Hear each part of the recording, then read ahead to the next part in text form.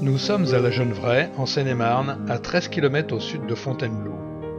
Ce qui frappe en arrivant à la Genevraie, c'est ce promontoire naturel coiffé d'une église remarquable du XIIe siècle qui domine les alentours. La Genevraie a regroupé à travers l'histoire différents fiefs et hameaux. C'est aujourd'hui un de ses charmes qui, avec le canal du Loing du XVIIe siècle, invite à des balades pittoresques et bucoliques. L'église Saint-Martin est encore entourée de son cimetière d'origine. Incendié au XVIIe siècle, l'édifice a été refait à plusieurs reprises, notamment en 1863. Allez, c'est parti pour une superbe randonnée. Voilà l'auberge de la Genevraie. Sa réputation ne date pas d'hier qu'on en juge. Au lieu-dit de la Genevraie, il a été bâti en l'an de grâce 1600 un relais de mariniers, devenu depuis une agréable auberge. Célèbre à l'époque par son orme planté par Sully, l'auberge l'est aussi par ses spécialités.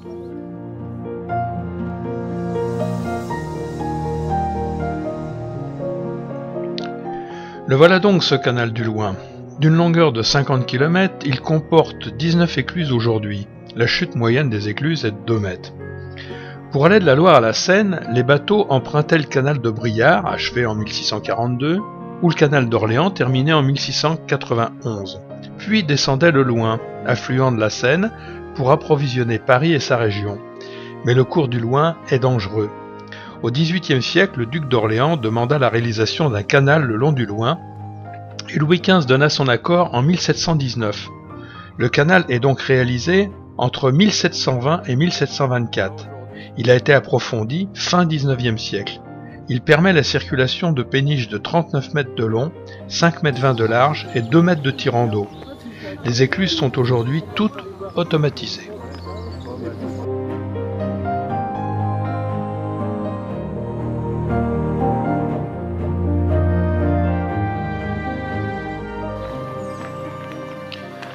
Nous approchons de la ferme des Plaignes.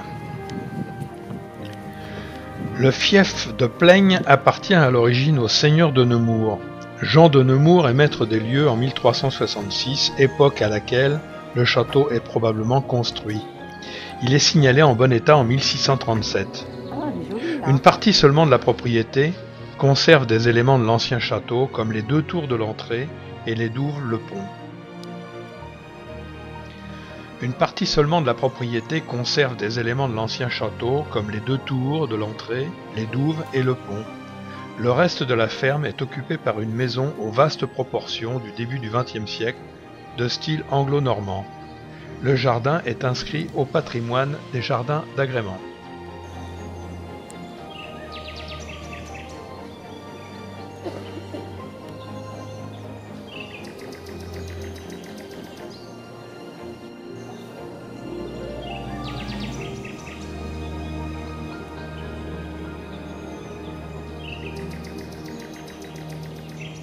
Bon allez, on va attaquer la montée des Plaignes qui va nous amener de 62 à 69 mètres. La montée du jour.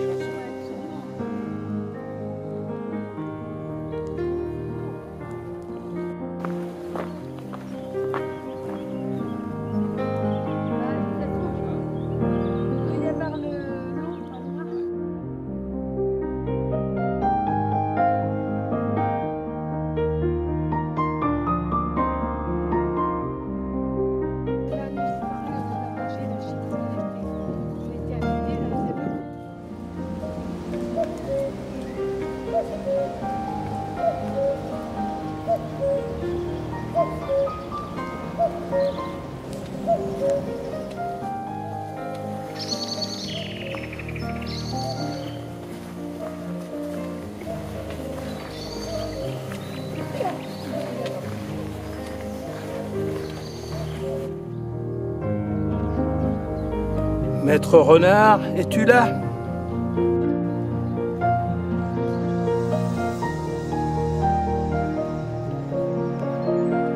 En 1887, la Société française d'explosifs s'installe à Cugny, hameau isolé de la commune de la Genevraie, constitué alors d'une poignée de fermes. En complément du site industriel, une cité ouvrière dessinée par l'architecte Georges-Henri Pingusson est édifiée en 1927 sur un plan géométrique inspiré par les cités-jardins anglaises. Conçue pour accueillir 300 habitants, celle-ci concentre au XXe siècle l'ensemble des fonctions nécessaires à la vie quotidienne de la communauté. École, épicerie, café, hôtel, stade. Si la dynamiterie a fermé ses portes en 1987, la cité ouvrière subsiste, hors du temps, quasi inchangée par rapport au plan de Pingus. L'accès est interdit, nous emprunterons quelques images à Romain Gaudin.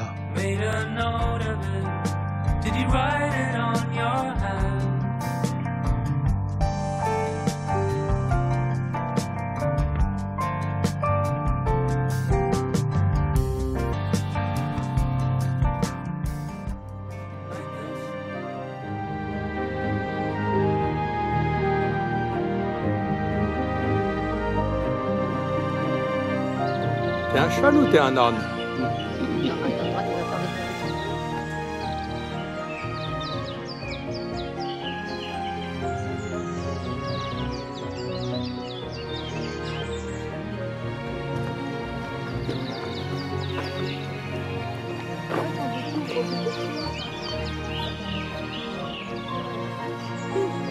Alors voilà donc le Lunin. Voilà donc le Lunin, affluent du Loing coulant dans les départements de l'Yonne et de la Seine-et-Marne. Le bassin du Lunin est l'un des apports en eau potable de la ville de Paris. Les eaux du Loing, regroupées avec celles du Lunin et de la Voulzie, sont traitées à Sorques pour alimenter le réservoir de Paris-Montsouris. Les eaux dites du Lunin sont en fait des eaux souterraines provenant des champs de prélèvement protégés qui nous entourent. Pour mémoire, les eaux souterraines représentent 50% de l'eau potable consommée à Paris. Les périmètres de protection constituent des espaces naturels préservés sur 1750 hectares et les aires d'alimentation des captages totalisent au total 184 000 hectares. Les 5 autres pourcents de l'eau consommée à Paris viennent de la Seine et de la Marne.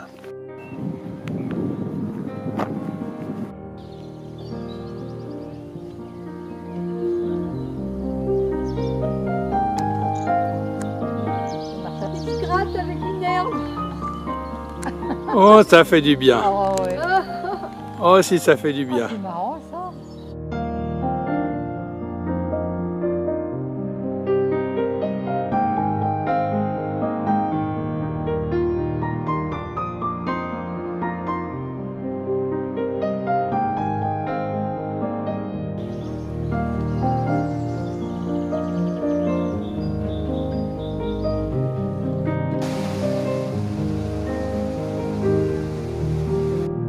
Deuxième ascension de la journée. Attention, 30 mètres de dénivelé là. Nous descendons maintenant sur Épisy. C'est ici que le Lunin va se jeter dans le Loing en passant sous le canal. Et oui, nous allons voir cela tout de suite. Mais auparavant, petite visite à l'église romane Saint-Pierre. Ah, ça sera une autre fois, elle est fermée. À l'écluse d'Épisy et à la belle maison de l'éclusier. À noter que c'est la chute d'eau la plus haute du canal du Loing, 3,16 m.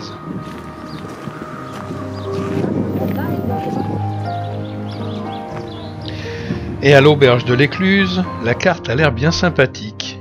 Allez donc la découvrir, il paraît que le chef est un véritable artisan de la gastronomie française.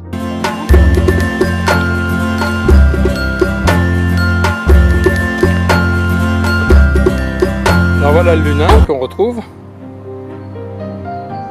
et qui passe en siphon sous le canal.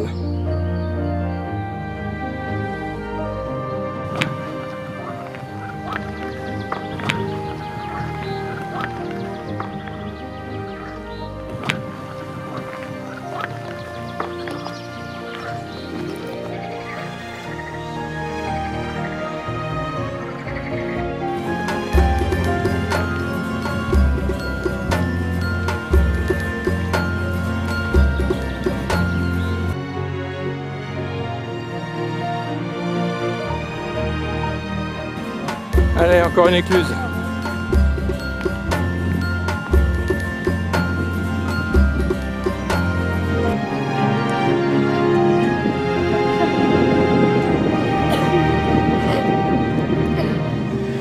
Voilà, la boucle est bouclée. Pas trop fatigué? Non? Alors, en prime, on va aller faire un petit tour à Morez-sur-Loing. Vous allez voir, vous allez vous régaler.